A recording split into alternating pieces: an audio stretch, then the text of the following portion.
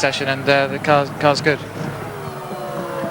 So Ralph Furman then really a bit of a baptism of fire his early days in Formula One, especially that suspension failure back in Brazil, which always frightens you a little bit because it's totally outside of your control.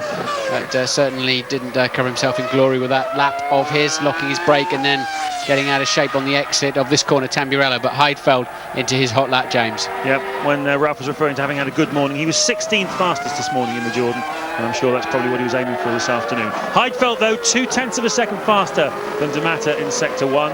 It's the slowest guys from yesterday at the moment in qualifying going first. The faster guys from yesterday, like Michael Schumacher, Rubens Barrichello, Ralf Schumacher, they'll be going last at the end of the qualifying hour. Remind you, you've had the red flag already for Jos Verstappen going off at the Variante Alta as Nick Heidfeld goes through Aqua Minerale in the Sauber.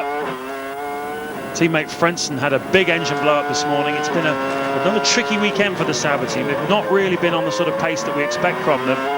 This isn't a bad effort though from Heidfeld, 9/100ths of a second slower than De Matter through the middle section of the lap, down the hill then into the Ravazza, slowing the car down to about 90 miles an hour, short shoot then to the second part of the Ravazza, then nailing the throttle, getting up to about 175 miles an hour as he goes through this kink before he hits the brakes again into the final flick-flack. And what has Heidfeld been able to do? Has he been able to beat De Matter?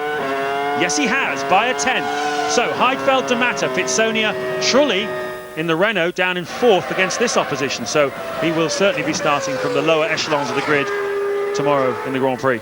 Yes, indeed.